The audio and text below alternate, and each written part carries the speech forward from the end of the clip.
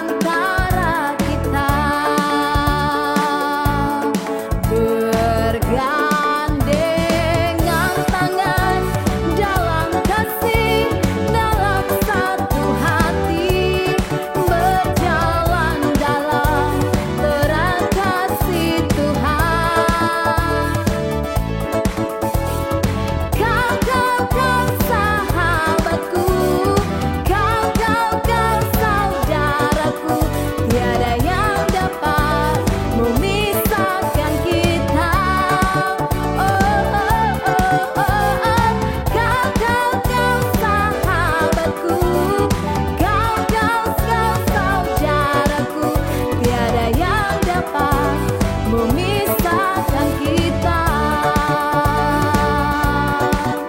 Tiada yang dapat memisahkan kita. Tiada yang dapat memisahkan kita.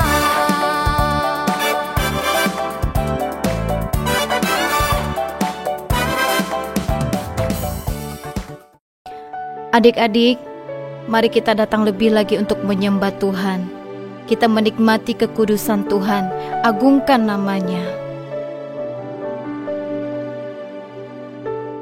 Mau terus berjalan sesuai firman-Mu, hidup dalam kekudusan, senangkan hatimu, sampai kemuliaan Tuhan nyata di dalamku.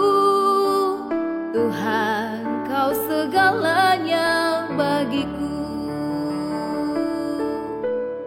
Ku menyembah-Mu, Kaulah yang terutama.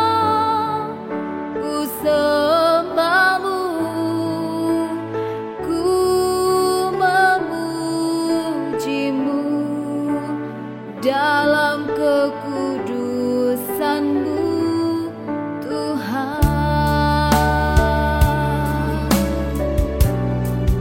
Oh, ku mau terus berjalan sesuai firman-Mu, hidup dalam kekudusan, senangkan hatimu, sampai kemuliaan Tuhan nyata di dalamku. Tuhan, Kau segalanya bagiku. Ku menyembah-Mu, Kaulah yang terutama. Ku sembah-Mu, ku memuji-Mu dalam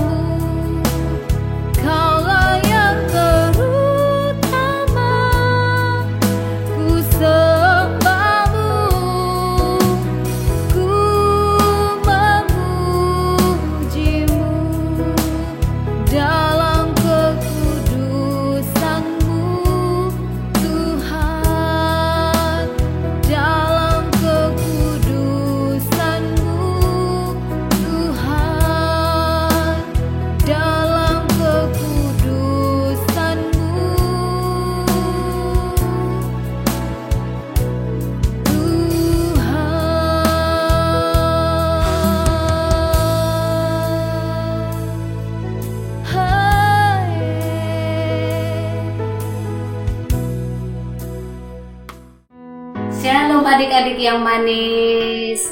Senang sekali kalau hari ini Kakak Ida akan membawa cerita firman Tuhan untuk adik-adik semua. Tapi sebelumnya kita berdoa dulu ya. Yuk kita berdoa. Tuhan Yesus, terima kasih kami akan mendengarkan firman Tuhan. Tuhan ajari kami, urapi telinga kami dan hati kami, agar kami mengerti dan kami dapat melakukan sebaik-baik mungkin firman Tuhan. Firman-Mu adalah pelita bagi kaki kami dan terang bagi jalan-jalan kami. Kami berdoa dan kami siap Tuhan oleh pertolongan Roh Kudus-Mu. Dalam nama Tuhan Yesus, haleluya, amin. Adik-adik, cerita kita hari ini terangkat dari firman Tuhan Yohanes pasal 21. Dan tema kita adalah mengalahkan rasa bersalah. Nah adik-adik, Petrus pernah bersalah, tetapi dia akhirnya dipakai Tuhan. Luar biasa. Tapi sebelumnya kita lihat dulu siapa Petrus sebelumnya ya adik-adik. Nah adik-adik, Petrus ini sebelum dipakai Tuhan luar biasa adalah seorang penjala ikan. Penjala ikan itu pekerjaannya mencari ikan di laut setiap hari. Andreas saudaranya dan juga sahabat-sahabatnya yang lain setiap hari ada di laut untuk mencari ikan. Kadang-kadang mereka dapat ikan, tapi kadang-kadang juga tidak ada ikan adik-adik. Ada badai yang mereka hadapi, ada gelombang laut yang mereka hadapi, ada angin yang kencang, yang sangat kencang yang mereka hadapi. Jadi orang yang menangkap ikan di laut itu tantangannya sangat besar adik-adik. Ya, tapi mereka adalah semua pemberani. Satu kali Yesus berjalan ke arah pantai, dia melihat Andreas dan Petrus. Kemudian Tuhan Yesus memperhatikan Andreas dan dia berkata, ikutlah aku. Waktu Andreas mendengar itu, dia lari kepada Petrus memberitahukan, Petrus, di sana ada Tuhan Yesus. Ayo kita ikut. Ketika Petrus berlari dan melihat Tuhan Yesus mengatakan kepada Petrus, ikutlah aku. Petrus ini orangnya sangat cepat mengambil keputusan dan dia segera meninggalkan jalannya dan juga perahunya. Dan dia akhirnya mulailah hari itu mengikuti Tuhan Yesus. Adik-adik, demikianlah pertemuan Tuhan Yesus dengan muridnya yang pertama, Andreas dan Petrus. Setiap hari Tuhan mengajar mereka, bertemu dengan mereka, membawa mereka ke desa, ke kota untuk melayani orang-orang yang sakit.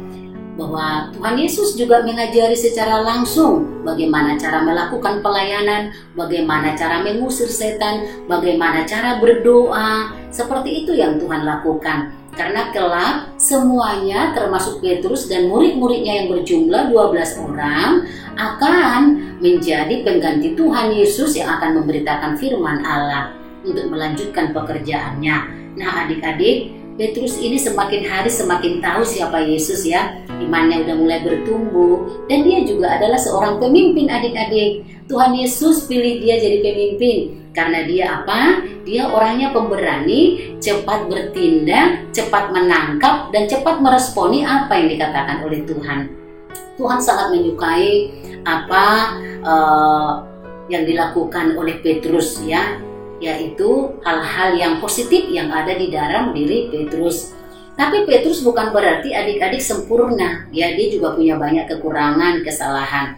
Maka di dalam Alkitab ini dikatakan Petrus satu kali melakukan kesalahan yang sangat fatal. Pada waktu itu adalah Yesus sudah mulai ditangkap dan harus diadili dan dibawa ke Mahkamah Agung. Nah, sementara murid-murid yang lain waktu itu, sudah kucar kasir, pergi bersembunyi karena takut dihukum. Ya, jadi mereka melarikan diri bersembunyi. Petrus mengikuti dari belakang, tidak jauh daripada Tuhan Yesus. Tetapi adik-adik, apa yang terjadi? Ada orang-orang di situ yang mengenal Petrus. Itu salah satu dari mereka. Petrus mengatakan, oh enggak, aku tidak kenal dia. Ya, tapi satu kali adik-adik ada lagi yang berkata, wow ini salah satu dari mereka, aku sering lihat mereka. Petrus mengatakan, tidak, aku tidak mengenal dia. Aku bersumpah, aku tidak mengenal dia. Sampai dia bersumpah adik-adik. Adik-adik, Petrus sampai bersumpah waktu itu. Kira-kira sedih nggak hati Tuhan ya? Sedih. Tetapi Tuhan sudah tahu siapa Petrus. Petrus sedih nggak? Sangat sedih. Karena dia mengingat perkataan Tuhan Yesus sebelum dia ditangkap bahwa Petrus itu akan menyangkal dia 3 kali. Maka Petrus pergi dan dia pergi bersembunyi dan dia menangis di situ. Dia minta ampun kepada Tuhan. Nah, adik-adik, pada waktu Yesus sudah ditangkap, disalibkan dan mati bangkit. Ketika Yesus bangkit, Petrus satu kali bertemu lagi dengan Tuhan Yesus pada waktu mereka kembali melaut, adik-adik. Tuhan datang menghampiri mereka dan Tuhan berkata kepada mereka, "Hai anak-anak, apakah ada lauk pauk?" Nah, maksud Tuhan, apakah kalian sudah menangkap ikan? Begitu kira-kira adik-adiknya. Tapi mereka tahu itu Tuhan, tapi tidak ada satupun yang berani bicara. Nah, Tuhan ngomong, "Lemparkan jalamu lagi ke tempat yang lebih dalam." Karena apa adik-adik? Mereka belum menangkap apa-apa dari malam itu sampai ke pagi. Hampir siang belum dapat apa-apa. Karena Yesus yang menyuruh kembali melemparkan jala, mereka lemparkan adik-adik. Sehingga mereka dapat tangkap ikan yang banyak, 153 ekor. Mereka bawa ke darat adik-adik. Tuhan Yesus di pinggir pantai sudah menyalakan api dan siap memanggang ikan. Di sana sudah ada roti. Akhirnya mereka memanggang ikan dan mereka makan bersama-sama. Adik-adik, setelah makan bersama, mereka menikmati bersama-sama. Tuhan Yesus bicara sama Petrus. "Petrus, apakah engkau mengasihi aku?" Petrus menjawab, "Iya Tuhan, aku mengasihi engkau. Gembalakanlah domba-dombaku." Yang kedua kali Tuhan Yesus ngomong lagi, "Petrus, apakah engkau mengasihi aku?" "Iya Tuhan, aku mengasihi engkau. Gembalakanlah domba-dombaku." Adik-adik, itu yang kedua kali. Ketiga kali Tuhan Yesus tanya lagi, "Petrus, apakah engkau mengasihi aku?" "Ya Tuhan, aku mengasihi engkau. Engkau tahu Tuhan hatiku." Wah adik-adik, Tuhan ngomong lagi, "Gembalakanlah domba-dombaku." Kenapa 3 kali ya adik-adik Tuhan Yesus bicara? Kenapa 3 kali? Tuhan Yesus mau supaya Petrus sungguh-sungguh mengasihinya. Bukan kasih yang sekedar emosi, bukan kasih yang sebentar, tapi kasih yang seperti dimiliki Tuhan Yesus, di mana Tuhan Yesus rela memberikan nyawanya untuk keselamatan orang banyak. Karena Petrus juga akan menjadi penjala manusia. Petrus sekali berkhotbah berjumlah 3.000 bertobat. Itu adalah hal yang luar biasa adik-adik. Kalau adik-adik nanti akan baca Alkitab di Kisah Para Rasul, kisahnya Petrus luar biasa. Sekali berkhotbah, ada orang yang bertobat 3.000 orang. Itu adalah hal yang luar biasa. Kenapa sampai hal ini terjadi adik-adik? Karena Petrus benar-benar sudah mengerti dan dia dijadikan Tuhan pemimpin dan jadi gembala, orang yang luar biasa. Dia melakukan perbuatan-perbuatan seperti yang dilakukan Tuhan Yesus, menyembuhkan orang sakit. Roh Kudusnya luar biasa dalam diri Petrus. Petrus menyerahkan hidupnya secara total kepada Tuhan Yesus. Nah, pesan firman Tuhan hari ini kepada kita, adik-adik, siapapun kita yang pernah melakukan kesalahan, pasti semua pernah melakukan kesalahan. Saya, kakak Ida, dan juga mama papa, semua orang pernah melakukan kesalahan. Tapi Tuhan mau kita menyerahkan kesalahan kita itu, dan kesalahan itu adalah dosa. Jadi dosa tidak boleh disimpan di dalam hati kita. Tapi semua rasa bersalah di dalam diri, kesalahan-kesalahan yang pernah kita buat, lewat perkataan, perbuatan, itu kita serahkan kepada Tuhan Yesus. Karena apa? Tuhan Yesus disalibkan untuk menanggung semua dosa-dosa, perbuatan-perbuatan yang tidak benar. Jadi kita tinggal datang mengakuinya dan berusaha sekuat mungkin dengan pertolongan Tuhan Yesus untuk tidak lagi mengulangi dosa itu. Itu yang dilakukan oleh Petrus adik-adik. Maka dia merasa dirinya yakin bahwa dia akan dipakai Tuhan, dia akan berubah secara total. Kalau dia serahkan hidupnya, maka dia melangkah, dia lakukan yang terbaik kepada Tuhan. Dia menjaga hidupnya, menjaga pikirannya adik-adik. Adik-adik mungkin di rumah banyak yang dihadapi, bosan belajar, mulai malas, atau mungkin melawan mama papa, udah mulai malas berdoa, mungkin maunya suka main game. Itu juga adalah semua dosa, ya. Atau rasa bersalah, adik-adik pernah menyangkal Tuhan Yesus, ya. Siapa tahu adik-adik pernah menyangkal Tuhan Yesus, harus segera. Ya misalnya nih ditanya temannya, kamu anak Kristen kan ke gereja? Oh tidak. Dia malu mengakui dia anak Tuhan Yesus. Karena orang Kristen yang sungguh-sungguh adalah orang yang percaya kepada Tuhan Yesus yang sungguh-sungguh. Kita tidak boleh malu mengakui Tuhan Yesus. Karena kalau kita malu mengakui Tuhan Yesus, apa yang terjadi adik-adik? Kita juga tidak akan diakui oleh Tuhan. Itu yang dikatakan firman Tuhan. Tapi kalau kita berkata berani bahwa aku percaya kepada Tuhan, Tuhan adalah keselamatanku, apapun dosa kita, apapun yang kita lakukan, itu bisa merubah hidup kita.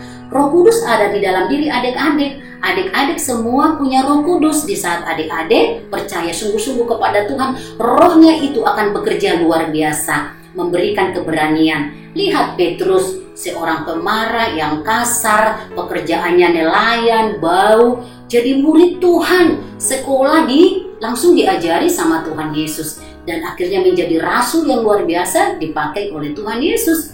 Nah adik-adik juga demikian, besok jadi dokter, jadi guru, penginjil, pendeta, semua kita dipakai untuk berkarya oleh Tuhan.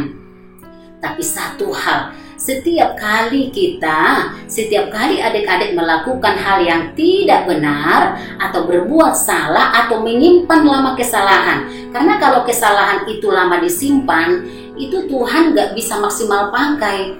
Orangnya minder, gak bisa berkata jujur, gak berani berkata jujur, berkata benar. Tuhan gak bisa pakai orang-orang seperti itu. Tapi walaupun salah diakuinya di hadapan Tuhan, ya kan? Semua kita pernah melakukan kesalahan itu, bahkan banyak sekali kesalahan kita adik-adik. Banyak kesalahan adik-adik yang adik-adik tidak sadari. Tapi ingatlah, dari kecil biasakan kita datang kepada Tuhan, supaya nanti dari kecil kamu sampai besar, adik-adik dipakai Tuhan menjadi orang-orang yang luar biasa. Kakak Ida sangat yakin Tuhan yang sama, Roh Kudus yang mengurapi yang ada dalam dirinya Petrus dengan Roh Kudus yang sekarang ini yang ada dalam diri adik-adik adalah Roh Kudus yang sama. Dia memberikan kemampuan kepada adik-adik semuanya. Jadi jangan takut datang kepada Tuhan. Ya, kita harus berkata tentang Tuhan Yesus, jangan nyangkal Tuhan Yesus. Selesaikan masalah, hal-hal kecil apapun harus diakui di hadapan Tuhan. Jadi sesuai dengan tema, harus dikalahkan rasa bersalah, harus dilawan ya, karena itu bisa diperalat oleh setan adik-adik. Kalau suka bohong, suka berkata tidak benar, itu bisa akhirnya dipakai oleh setan. Kalau kita dipakai setan, wah bagaimana ya? Itu sangat tidak baik adik. Tapi ingat adik-adik, kita diberi kuasa oleh Tuhan. Kalahkan semuanya rasa takut, kalahkan rasa bersalah, datang kepada Tuhan, minta ampun kepada Tuhan. Tuhan mau yang seperti itu. Nah adik-adik, seperti firman Tuhan katakan dalam 1 Yohanes pasal 1 ayat 9.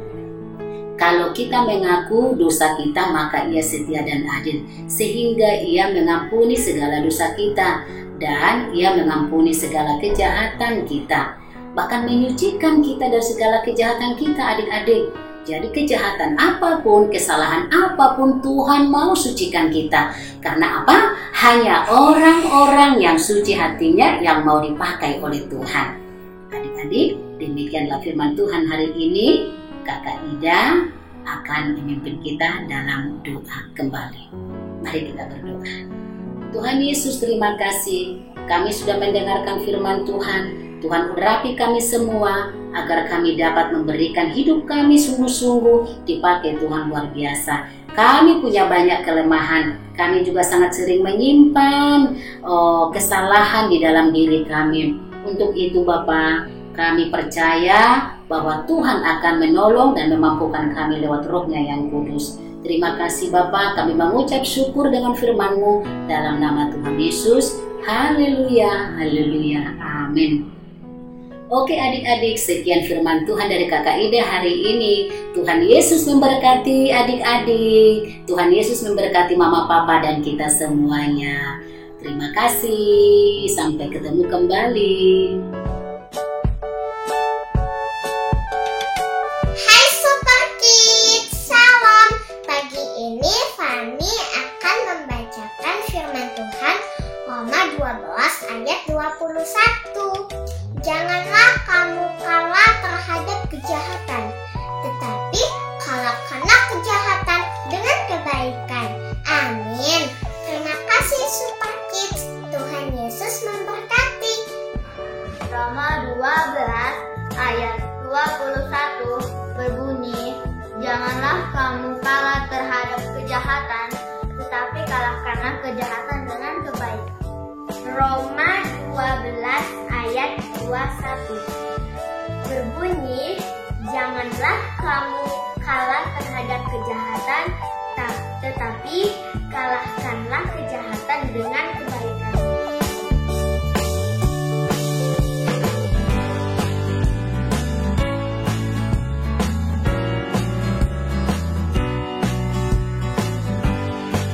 Teman-teman, kan ibadahnya udah selesai nih. Jangan lupa menghafal ayat hafalan kita ya. Selamat hari Minggu. Bye-bye.